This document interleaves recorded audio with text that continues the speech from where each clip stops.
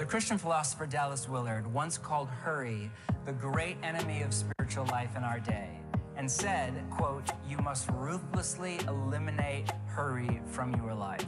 The longer that I sit with Willard's thesis that hurry is the great enemy, that it's the issue underneath so many of the other issues of our day and age, from outrage culture to chronic anxiety to the epidemic of burnout to the rise of loneliness and the breakdown of the family and the social cohesion and political polarization, so many things, the more I think that he was onto something. Well, hey, good morning, Messiah. Happy Super Bowl Sunday. This past Friday at Night to Shine, someone asked me, are our balloons Chiefs colored or 49ers colored? And the answer is yes. Whichever floats your boat, that is who we're supporting today.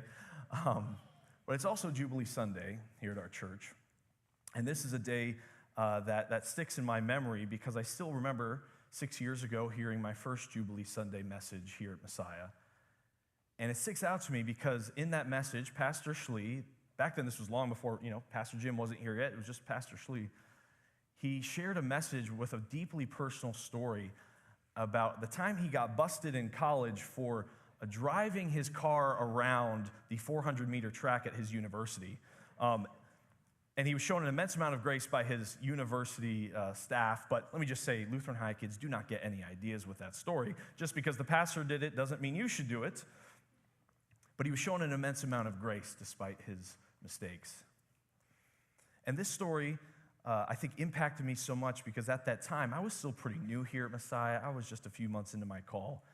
And so I was still trying to get to know who this pastor was that I had been called to serve with. What is this guy named Chuck Schlee like? And up until that point, back in the previous June, when I first got the phone call from him saying that Messiah had called me to be their director of youth ministry, like any good millennial, the first thing I did was go to his Instagram to see what this guy was like. And I'll just say, the results did not disappoint, okay? I'm going through this photographic story of who my future pastor is going to be, and I realized, well, this guy is either very cool or he's very weird. That was the best one. What that Jubilee Sunday message taught me, though, was that I got to serve with a pastor who is honest about his own shortcomings and sins and who deeply and personally understood the grace and generosity that God had shown him. And in truth, that's what Jubilee Sunday is all about. It's a day of celebrating the grace and generosity that God has shown to all of us. This word Jubilee, it comes to us from the Old Testament, and it's a reference to this period of time that was known as the Jubilee year or the year of Jubilee. And to understand what the year of Jubilee is all about, we have to go back to what we talked about a few weeks ago, which is Sabbath. You see, back then, remember, we talked about how God had created this system where every 7 days, his people were to engage in 1 day of Sabbath rest. In Leviticus, God takes this 7-day rhythm and expands it and incorporates it into a 7-year rhythm. So every 7 days you have a Sabbath day, and then every 7 years you would have a Sabbath year. And so for this agriculturally based society, what it meant was that you would take a whole year off of sowing and harvesting crops. It was a time for the land to rest, for the animals to rest, for you to rest. And so you have this rhythm, right? Every 7 days a Sabbath day, every 7 years a Sabbath year, and then every 50th year is the Jubilee year. And the Jubilee was essentially a super Sabbath. Here's what Leviticus tells us about the year of Jubilee. It says, "Consecrate the 50th year and proclaim liberty throughout the land to all its inhabitants. It shall be a Jubilee for you. Each of you is to return to your family property and to your own clan. The 50th year shall be a Jubilee for you. Do not sow and do not reap what grows of itself, or harvest the untended vines. For it is a Jubilee, and it is to be holy for you. Eat only what is taken directly from the fields." And so at first glance, right, the Jubilee sounds like one of these Sabbath years, a day of no harvesting, no planting, living off of what the land naturally produces. But there's even more. Leviticus 25 goes on. It says, if one of your fellow Israelites becomes poor and sells some of their property, what was sold will remain in the possession of the buyer until the year of Jubilee. It will be returned in the Jubilee, and they can then go back to their property. So we've got this Sabbath component to the Jubilee year, and we've got now this economic component. Here's what's happening. Say you are an ancient Israelite who has fallen on hard times. The bills are piling up, the debt is becoming unmanageable, and you have no choice but to sell your family's land, your one way of earning a living. Now that might work for a bit, but what happens when that money runs out? What do your kids and your grandkids have to look forward to?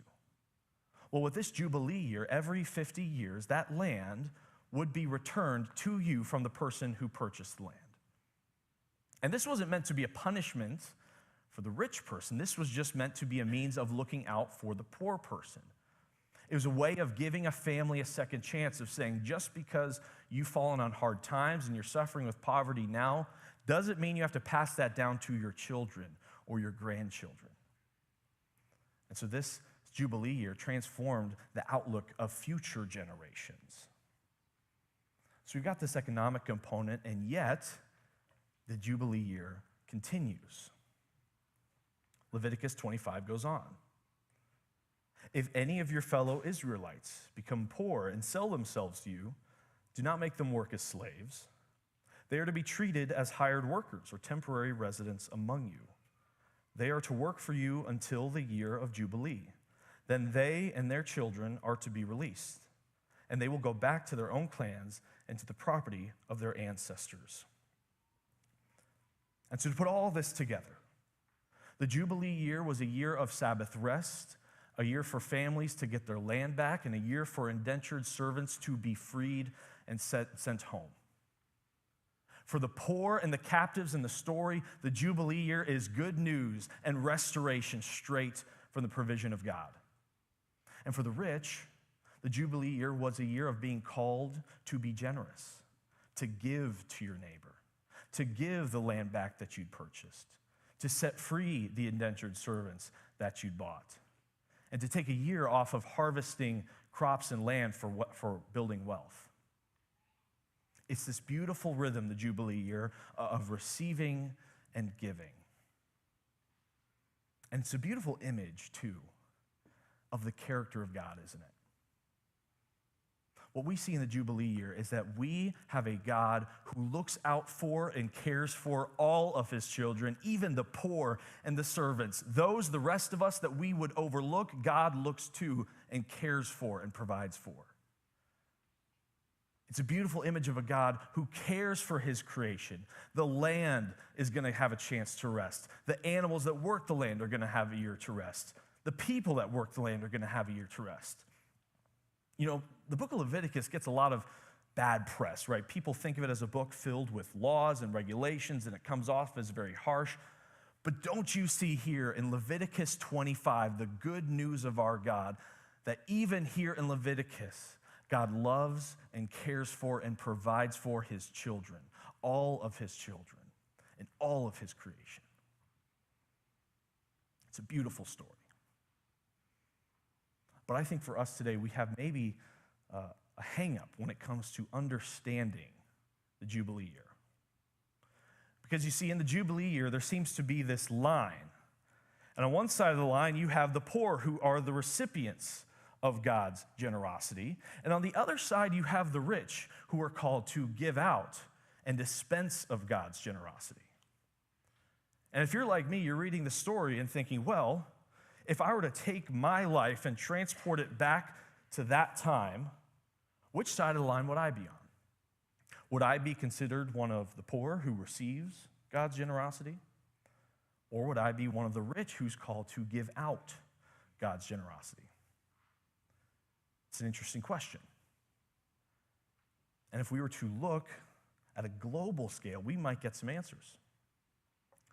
Here's some statistics for you. If you are in a household of 4 that brings in just $35,000 a year, you are already in the top 25% of global wealth earners in the world.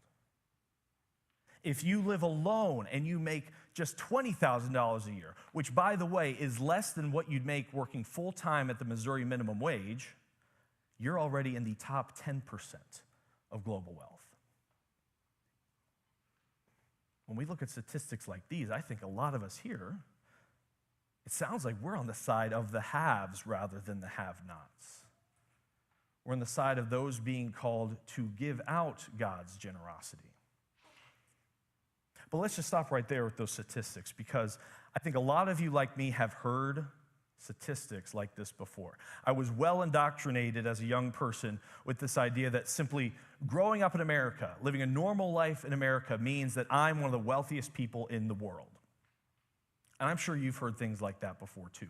And while that might be true, and I could stand up here and share statistics until I'm blue in the face, I'm going to guess very few of us are going to feel called to go home, sell our house, downsize, and sell the profits and give it to someone else.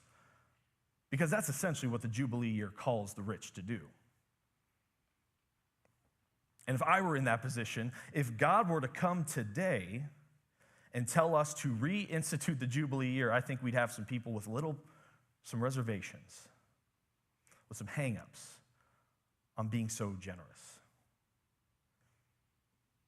And here's how I know that we would have some hang-ups. Because according to the evidence in the Bible and outside of the Bible, there is no evidence whatsoever that the Israelites ever practiced the Jubilee year at all. In fact, in Leviticus 26, just one chapter later, God is looking forward to a time and saying that this system of Sabbath years that he's established, Sabbath years, Jubilee years, his people are going to fall short of living it out. He looks forward to the future where the Israelites in a few hundred years are going to go into the exile, and he says this about their time in exile. He says, I will scatter you among the nations, and will draw out my sword and pursue you. Your land will be laid waste, your cities will lie in ruins. This is where Leviticus gets that reputation of harshness. Then the land will enjoy its Sabbath years, all the time that it lies desolate.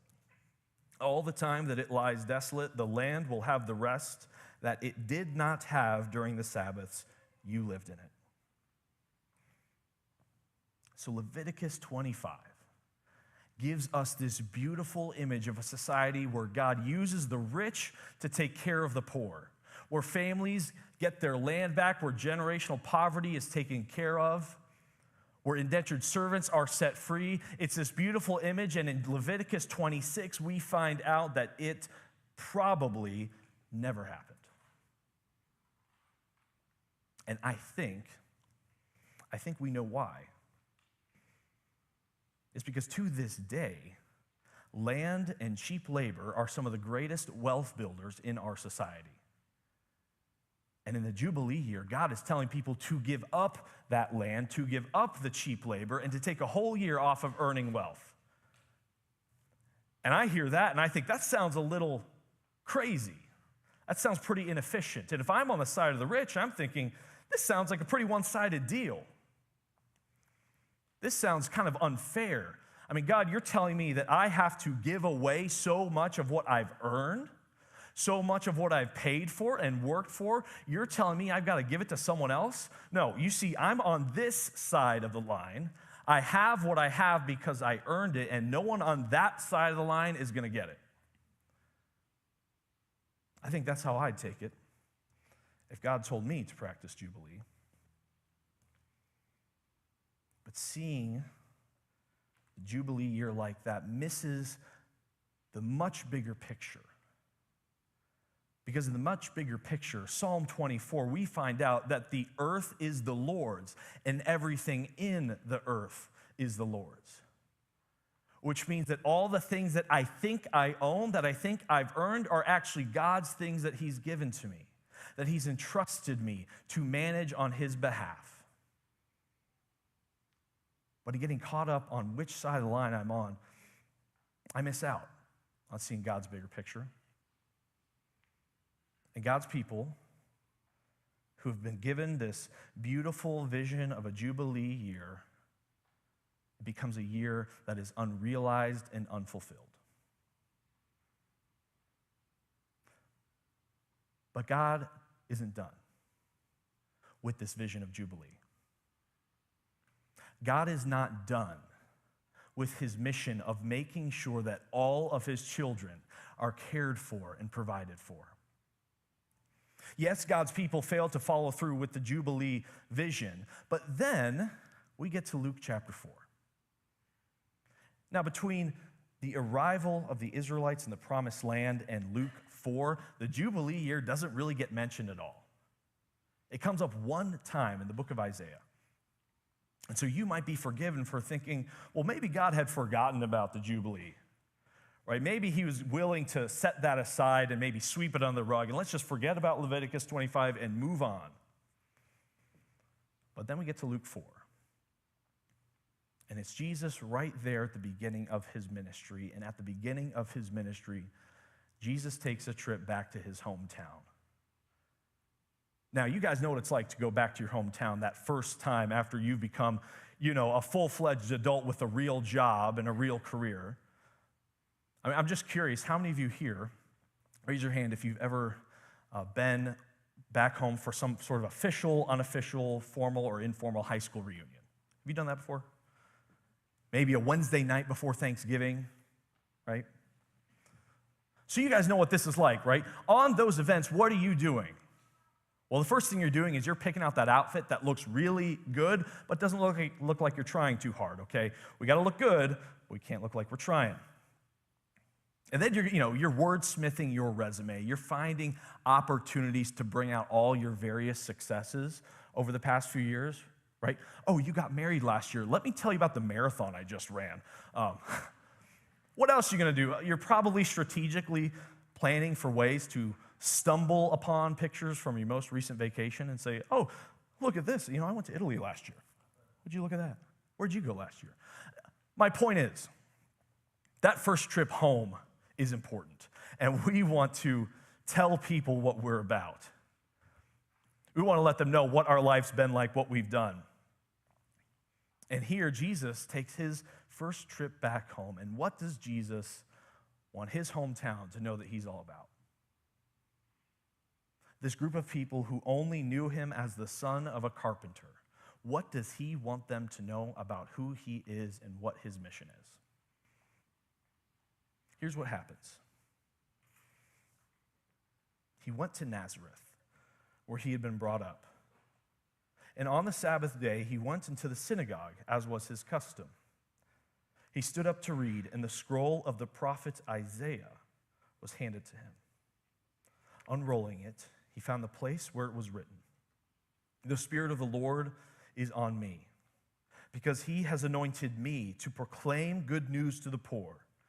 He has sent me to proclaim freedom for the prisoners and recovery of sight for the blind, to set the oppressed free, to proclaim the year of the Lord's favor."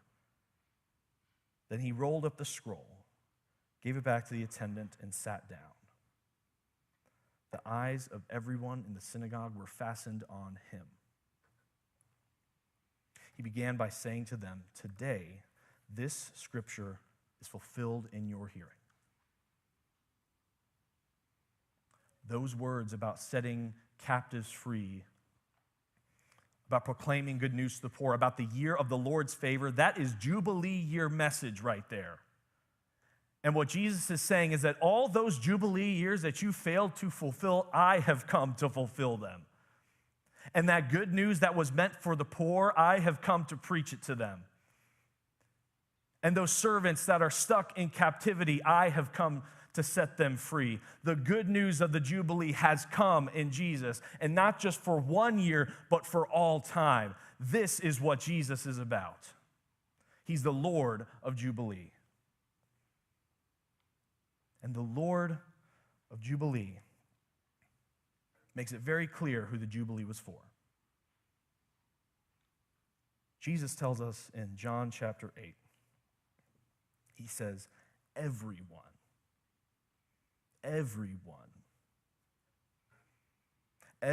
who practices sin is a slave to sin. But the slave does not remain in the house forever. The son remains forever. So if the son sets you free, you will be free indeed.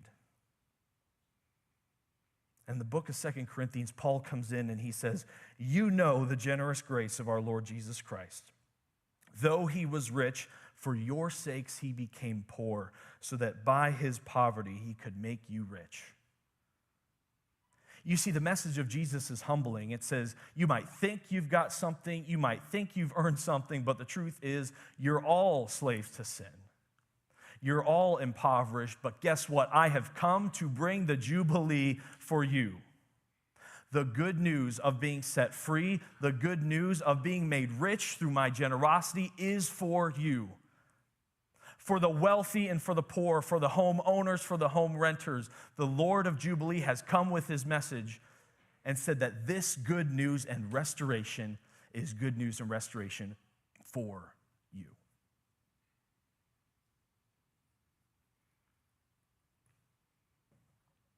The Lord of Jubilee showed us the true meaning of generosity because he became poor to make you and I rich. Rich with the good news and the new life and the fresh start that he bought for us with his blood. By his blood, you and I have been set free, and by his poverty, you and I have been made rich. But you know, this brings me back now to that question we had at the beginning. Which side of the Jubilee line are we on? Because you hear Jesus and he says that we were all slaves to sin. Well, that makes it sound like that we're the poor, the ones who receive the generosity. But then Paul comes in and says that by his poverty we're made rich, and if I've been made rich, then I'm on the side of those who are called to give the generosity. So which side is it? The answer is that you and I live on both sides of the Jubilee line. We have been given and received freedom and new life from Jesus. We were slaves with no hope of being set free. We were poor and impoverished with no hope of a new start, but Jesus came to give us the new life and the fresh start. And I'll tell you what, that is a transformative generosity right there. That's a generosity that changes generations. It's the generosity that brought you here to this church. Because maybe your parents were raised in the faith and they passed down that generosity to you. And you're bringing your kids with you here today because you want to pass that generosity down to them. The generosity of Jesus transforms generations. And because we have been given to, because Jesus has shown us generosity and made us rich, we are now called to give out and show that generosity to our neighbor. The Christian life is lived in this rhythm on both sides of the Jubilee line, receiving good and gracious things from God and sharing those good and gracious things with others.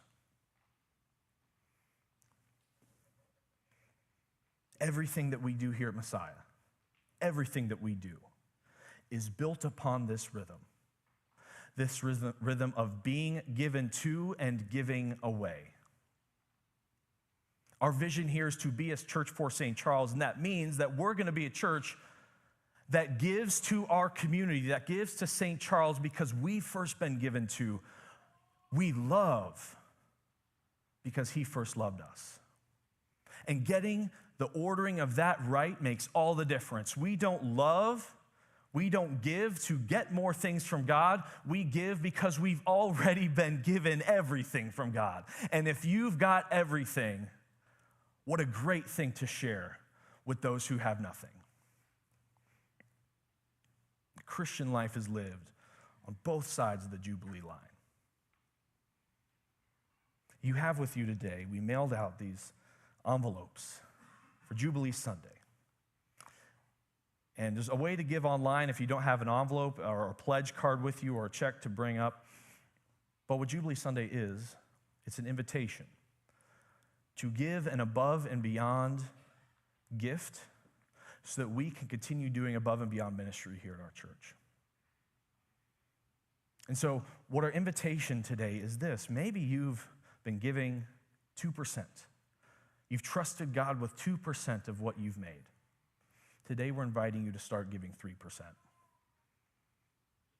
Maybe you've given nothing to the church before.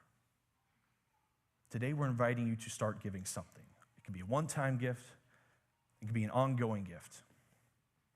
But we're inviting you to engage in above and beyond generosity so the church can show above and beyond love to our community. And let me just say that when I say the church, I'm not talking just about Pastor Schlee or myself. When I say the church, I'm talking about you. And so the above and beyond ministry I'm inviting you to give to is above and beyond ministry that you are doing. I just want to show you right now some of the things you get to be a part of through your above and beyond generosity. I have the pleasure of working alongside a partner in ministry, Hannah Lang, who goes above and beyond in so many ways. But one of those ways, I got to be a part of this past December in our Jingle Jam. And Jingle Jam is a night that happens outside of our weekly programming, right? Because we have families in our community that might not come to our Sunday morning weekly programming, but they're willing to come to Jingle Jam. And so it's a night of fun and of sharing the gospel. And I'll tell you, the stories I love to hear are from families that say, Jingle Jam gives me something to invite my friends to and their kids to. Because they might not be ready to show up here Sunday mornings at 9 and 10:30, but they're willing to hear the gospel at Jingle Jam. And that girl right there heard the good news of Jesus through a mission of going above and beyond. Our community groups here went above and beyond this past year.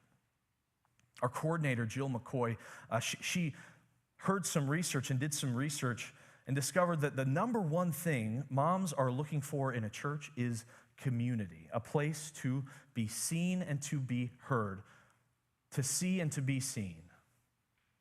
And so that inspired a whole group of women, Jill and Laura and Hannah, to throw this mom's night. And 150 moms showed up in this gym to see and be seen, to hear and to be heard. And 2 community groups came out of that night.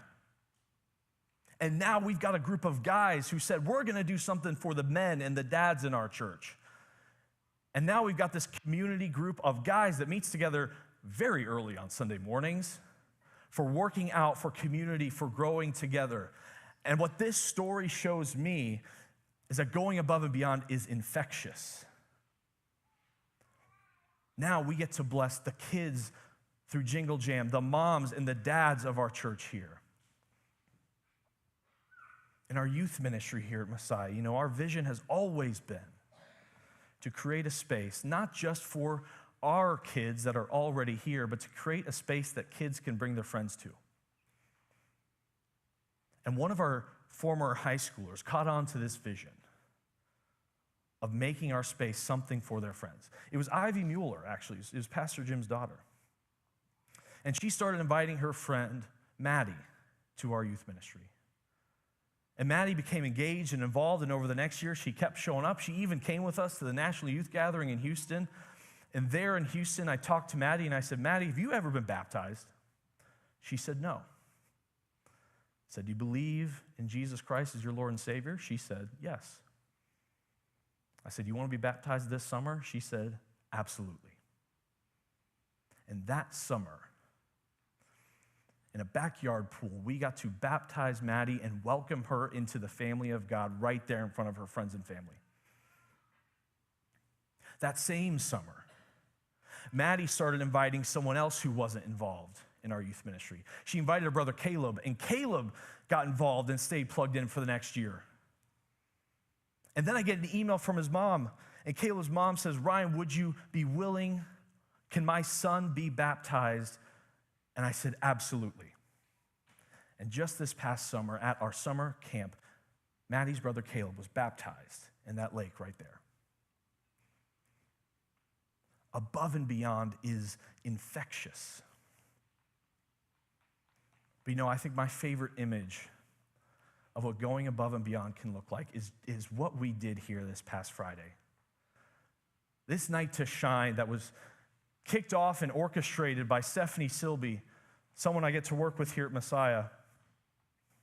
Night to Shine is a night where we got to welcome 160 guests into this church. And look at that image right there. Do you want to know what it looks like to be loved and seen by those who have been loved and seen? It looks like that right there. Do you want to know what the entrance way to heaven is going to look like? It's going to look like that right there. Where those of us who have been seen and known and loved by God show others what it's like to be seen and known and loved by God. So my invitation, Messiah, for you today is, would you please come forward and give an above and beyond gift to keep doing above and beyond ministry for our community so that we can keep sharing the good things that God has given us to girls like Emily right here. During this next song, you're going to get to come up and bring those pledge cards, those checks, and put them in these baskets right here. And I want to invite you to come up with your family, with your children, to show that this is a generosity not just for their parents, but for the next generation and for all the generations to come.